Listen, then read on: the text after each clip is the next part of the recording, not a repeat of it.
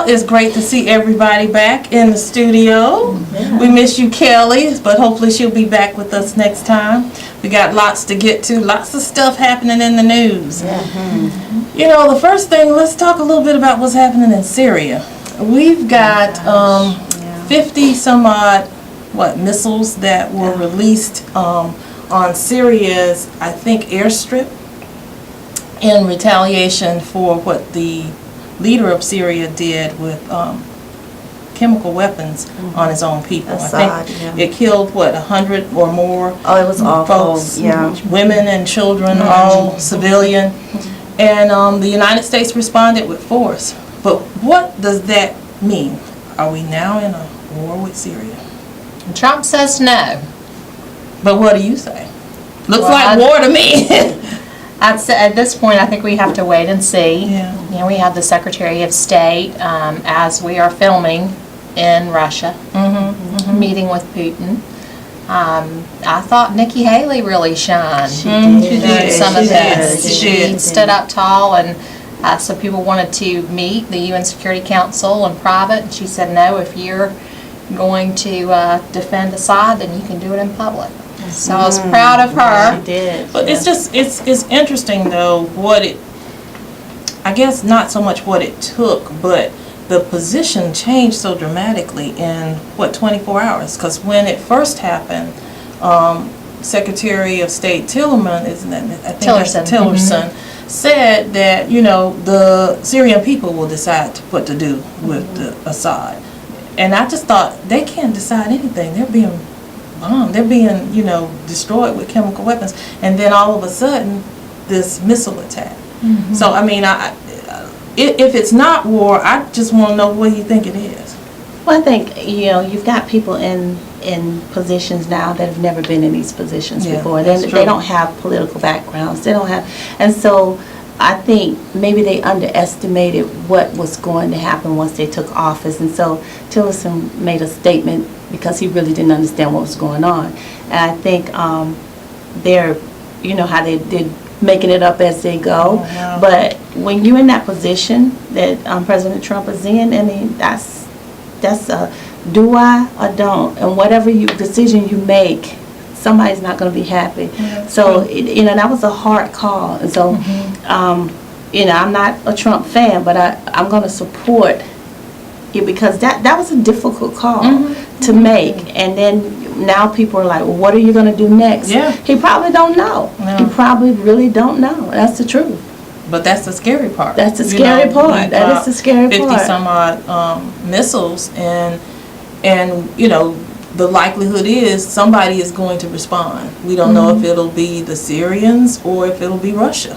Because Russia has been very vocal about, the action that the United States took and said it was bogus, and that it compared it to the chemical weapons in Iraq that didn't exist. So I don't know. I think it is probably the first stone cast in a long war. Well, I think something had to be done because I saw the videos of the children, and it's just awful. If Assad could do that to his own people, I mean, I also am not really a Trump fan, but I'm glad he did something about it, and it looks like he wants to, help them. So and this is kind of off the subject, but we got a couple minutes. But I wanted to mention that, some of the folks are now saying the biggest way to help is to allow some of those women and children to come into the country. But the ban is still in place because, according to the Trump administration, they're not satisfied with the vetting process. But I mean, the women and kids, you saw what we saw. So I don't know that that's a good enough explanation. Because they're going to be even more in peril as a result of what we did, to be honest with you. If the best way to strike back at us would be to do something else to his own people, which obviously he cares nothing about, Assad. This is awful. Yes, it's sad. And I think, Trump and his team, they've got to really get serious about, listen, you're not running a business, you're governing a country. Exactly. Okay, and so it's a lot different. He seemed to think that it's not, but it is. I think this incident made it real for him. I think And you're so right. it could be a wake-up call, and we just have to wait and see and hope that they really take this serious and look, you know, a lot is riding on this, so you really need to put some policies in place. And the thing about it is, can we stand another war? Well, I hope not, but, you know, Trump may not have a lot of experience as a politician. I don't necessarily think that's a bad thing. Yeah. But what gives me comfort is at least he is being given advice by five-star generals and some Yeah, people that who do do have have experience, experience and in the Middle East. And that may have been the deciding factor when it went The in other one way, direction. yeah, quickly, in Right. 24 hours, it almost seemed Yeah. in a totally different direction. Well, it sent a message. Definitely, loud and clear, Yeah, 50 it did. missiles were. Yeah. Right. Okay, well, we got to take a quick break, but when we come back, we'll be talking about Russia. I've always wanted to go to college. That helps you evolve as a person. I just feel like that's my destiny. My name is Queen, and I am your dividend. Is it just me, or does Trump have a lot of connections with Russia? Mm. What do you think about that? He does. It seems like his administration does. I mean, there have been a lot, every day, it's more and more about people in the Trump administration, either before the new presidency started, or now that it's in place, that they have had or continue to have these relationships with Russia. And it's just coming out drip by drip by drip. Well, Ivanka, isn't she half Russian herself? I mean, he was married to a Russian for a long time. I mean, maybe it could be that, or Is that what the do you think? case? Was she Russian? I don't know. Wait, is that something? She was Her mom? she's Her Russian. mom? Yeah. Is she? Oh, I didn't know. She's Eastern European. I'm not sure that it's Russian, Okay. but Was it the old Same. part of the old Soviet Union or it might have something? been. She's definitely Eastern European, European, so okay. we're in the same area. Okay. I thought she was Russian. Okay. Well, then maybe that explains it. Maybe those is cousins. Well, he likes Eastern European women clearly. Oh, definitely, because definitely. Melania is also Mm-hmm. from the same area. Yeah, I think we've been hearing a lot, and like you said, it's been dripping. There's a lot of smoke, and where there's smoke, there's some fire there. There is some fire there. I think there's a reason why all of those people navigated to him, and there's probably a bigger story than what we realize. And I don't even think Trump is even in the loop on some of this. What's going Of on? what's yeah. going on, yeah. But they had an agenda. Yeah. There was an agenda, and they are planning to proceed with that agenda if we don't investigate. Yeah, And we keep hearing investigation. Okay, listen, is that to stall us, the American people? What I am convinced is that I'm not sure if DC is really concerned about us as a whole, as much as they let out to make to believe that they're really concerned about the American people. I think we're last on the totem pole. I think it's about power, it's about agendas, and Well, that's nothing new and they are from Washington. you know, and they're just kind of putting us off and giving us what we're investigating. That's what they tell us. Yeah, but it might not be anything new, but this Russian connection now, that is new. That we have this number of people in the Trump administration with some kind of tie to Russia that they have tried to keep quiet about. And deep ties. Yeah, I mean that, it just reminds me that if this were a reverse situation and we had President Obama's administration with these kind of connections, people would be screaming treason and impeachment and all the things that, we're being told, well, he's new, he's used to the business world, he's not used to government. He applied for this job. He applied for this job to be the president of the free world, because it's not just America in a vacuum. And I'm going to tell you that all these ties to Russia, that scares me. Because I don't think Russia has our best interest at heart as American people. I don't think that they do. And if we don't find out, first of all, if they had something to do with the election, then the future elections could be jeopardized in our free democracy. And that scares me. Well, it opens the door for other people too. I mean, the first thing that comes to mind for me is China. Yeah, who we owe a lot of money in this country. A lot of money. You know? But don't you think if we found out his financial background, we could better understand whether there were ties to Russia that might be influencing some of the decisions, not only of his decisions, but the decisions of the people who he has in really high positions? I think that information should be shared with them. Some of that has come out. Yeah, but it's drip, drip, and it's, at some point, I think, and some people have said this, I'm not saying this, but some people have said that our reaction to Syria, when we finally decided to move in, was a distraction to keep attention away from the Russian concerns that we had.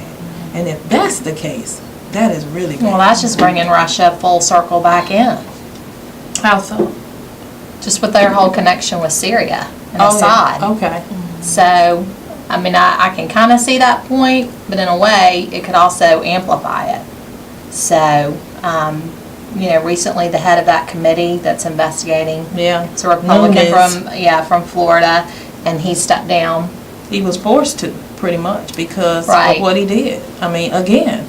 So there are some people in DC that are applying pressure and wanting to see things properly investigated. Yeah. But even if it came out, I mean, what's really going to happen? Because from what I see, it's like he could do whatever he wants. I mean, that's just my opinion. From what I read about was that his daughter has an office and has clearance to like privileged information. And there's people that have been working in the field for years, and they didn't even elevate to that position. So, in my opinion, he just could do whatever he wants and get away with it. So, Not quite. Sunlight is quite a disinfectant. But what about his daughter getting an office in the White House? I mean, well, let's talk about that for just a minute, because that's come up several times. We talk about the fact that Trump is a business person and not a politician. Well, I know that some people think that it looks like nepotism, but I have worked in politics for a long time, and you see people who are longtime politicians, and a lot of them have the same people around them that they've always had. They have their top advisors, and if they were elected to go to the White House, those people would go with them. And so Trump's children and some other people in his business were his top advisors, and he kept them in those positions in his new job. Well, so I don't think it's completely out of bounds. It is to the extent that they need to sever those ties that could influence their decisions, because we all would be subject to what their governing decisions are, and we don't know what their business interests are. We don't know who they owe money to, what countries are involved.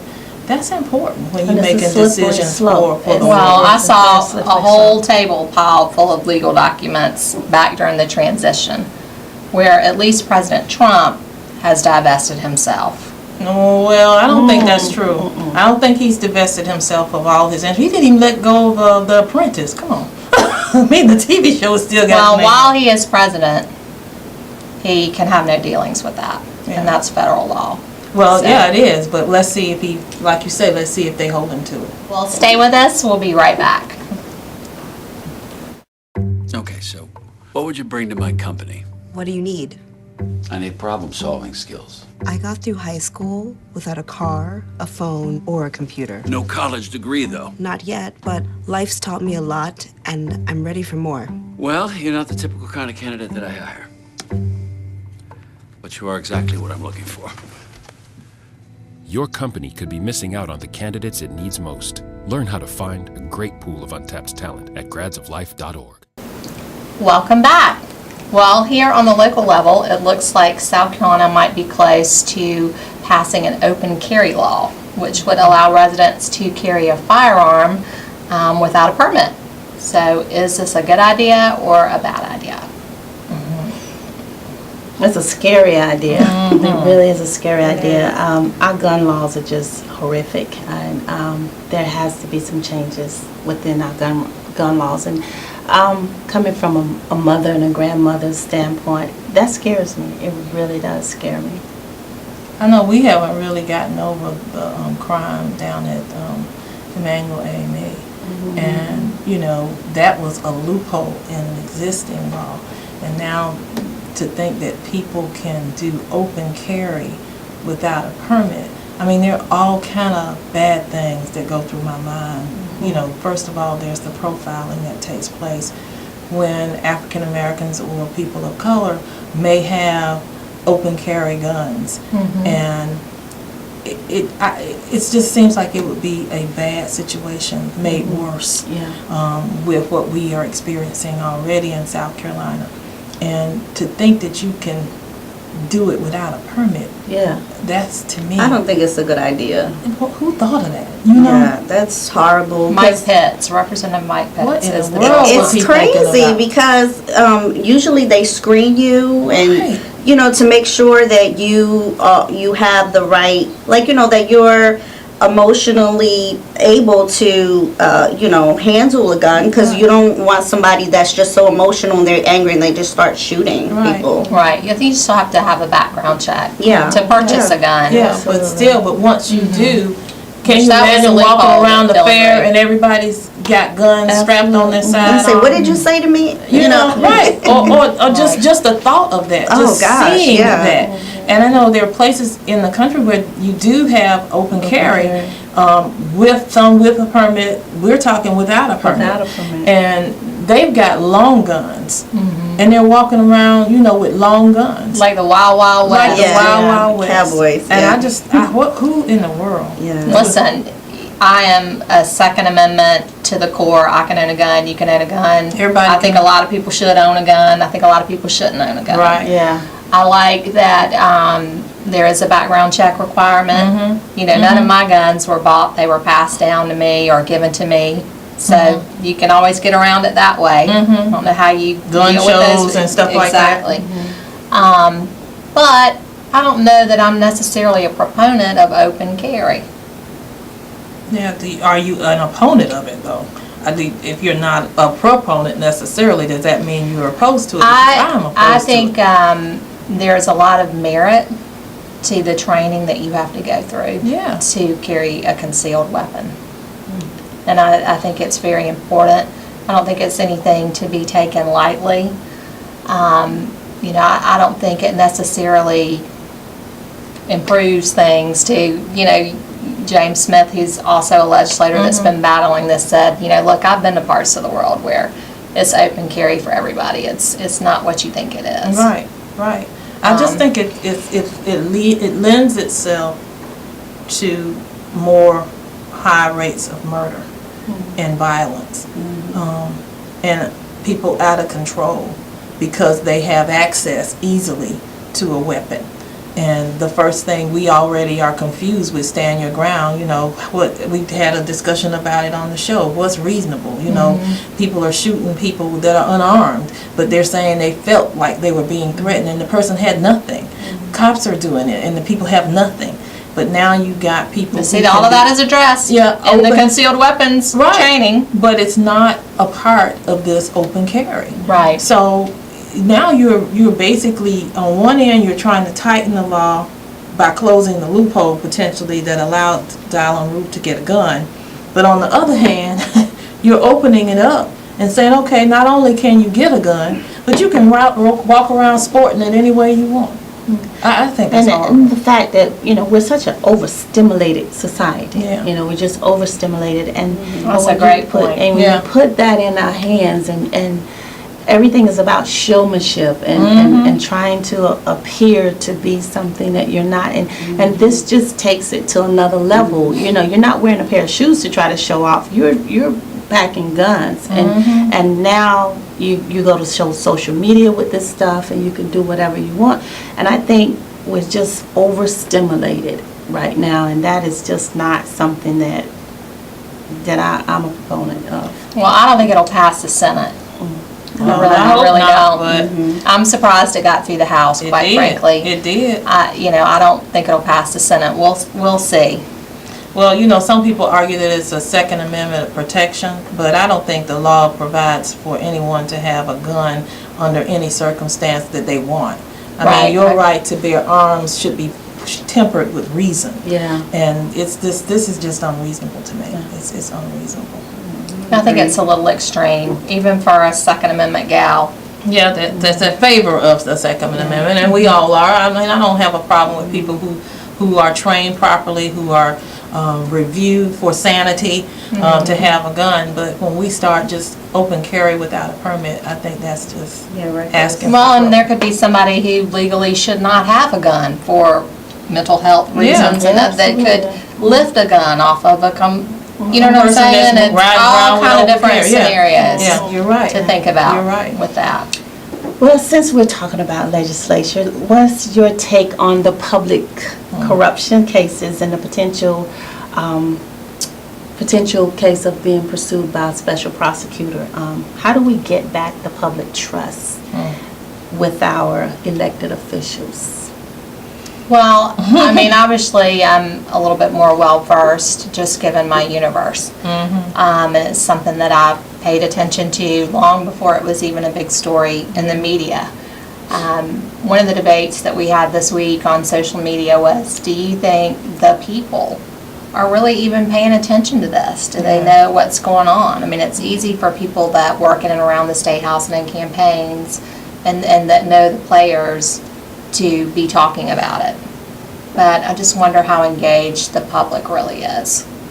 You know, and even though the consulting firm that is the center of this investigation has not yet been named, I think it's clear that there is a nexus between all of this, Right, and it's kind of like that Russian thing in the Trump administration that keeps drip, drip, drip, and it's got to be something there where there's smoke. There's fire. There's usually a little fire. Well, I think that there's fire. Yeah, a lot of. Well, I for one think that the public corruption has to be weeded out. People have to be held accountable, and people who are elected are not exceptions to the law. I mean, they make the law, so why should they be able to make it and break it? And They shouldn't. They should actually be held to a higher standard, right? Yeah. But most people feel as though, you know, they're going to do what they want to do, and what difference does it make? And then we wonder why people don't go out and vote. It's because they see these criminals getting what they want. Exactly how I feel. I feel like the law applies to certain people, and people are going to get away with it. I mean, it's great that we're talking about it, but I don't really feel that there's anything that's going to be done. I think that they're just going to keep getting away with it. Well, there's some people going to jail. I think they will go to jail. I think that this time They might go to jail for a little while, but I don't think that they're going to be like really prosecuted as like someone else. Well, you're right about that now. Yeah. That's true. You can see that now. You know, people with money in this system fare better than people who don't have it. And people with influence fare better than people who don't have it. Well, let's talk about, I mean, how many times have we said this? But let's talk about who elects the judges. Yeah, the legislature. Again, I think there needs to be in place where citizens get to hold them accountable. You know, there needs to be where they don't just come for their meetings, but the citizens come, and we're able to challenge them and ask the questions. Don't just wait for the reporters that are being puppeted by money that's behind their news network, but let citizens come in and do some things and hold them more accountable. Again, these laws and everything are orchestrated, and they leave the loopholes on purpose. For them, yeah. Well, some of those loopholes they are closing up. I'm happy to see. We got a new ethics law. It didn't go far enough, and now that this has come out this session, now people are trying to get on board at the State House. Oh yeah, well maybe we didn't go far. But let me just throw in here that we do have one person running for office who is well vetted, holds herself to a higher standard, and that's you, Wendy. We haven't mentioned that, but Wendy is running for House Seat 70. The late Joe Neal. Yeah. And I hope you're up there, girl. Well, I'm going to be working really hard, but I see the apathy, you know, even as we move about. People are so frustrated, and they really don't think that a lot of times they be their particular elected official, but they think of the process as divorced from sanity, really. They think that why are they able to do these things to us and we have no right. To come back. You made an interesting point. And that's about background checks. Yeah. For people who offer themselves as candidates. Now, you used to could rely upon the media to kind of do a little delving, but that's not the case anymore. So that's a good point. If you're going to be entrusted with making laws, maybe we at least need to know if you've broken a few. And a lot of folks, a lot of times, they come in with a really shaky past.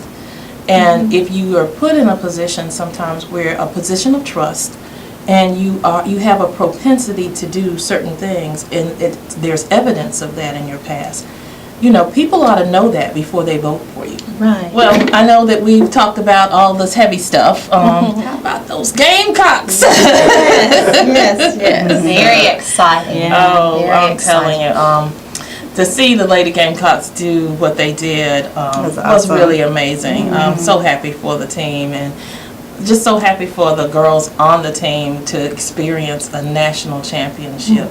And really, I think a lot of them, if they don't go pro, were to come back. I know some of them have said that they're probably going to go pro, but they had a phenomenal season. They did. had a phenomenal And it's been a long time in the making. I don't know, did anybody here go to the parade? I did not get to go.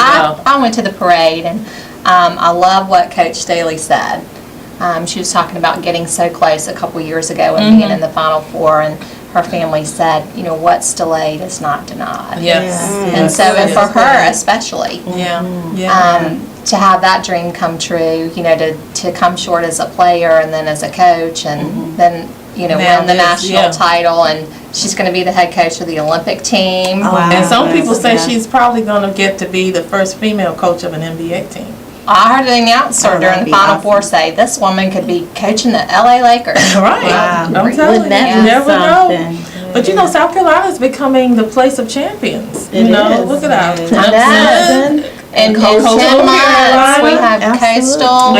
and even USC's The baseball team had won championships. And the boys did a great job. Oh, They had yes, a great they I thought they had a job. They had a phenomenal phenomenal season. Absolutely. I thought they had a phenomenal season. So we had Asia Wilson on the show. So Asia, did. if you're listening, You can come back. we want you to come back and talk to us now that you are a national champion. Yeah, And an MVP. congratulations. Yeah. Oh wow, I know she's such a nice young lady and Very really humble, well. yeah. And I'm just happy for all of them. That's just exciting for her and the state, and really it's nice to see South Carolina on the news for something so positive. right. It was just, Something good. we were like the top stories on all the national news. Yeah. And it was nice. It was Nice. really nice. It was really nice. Well, that completes our show today, believe it or not. We hope that you've enjoyed it and that you learned something that really empowers you.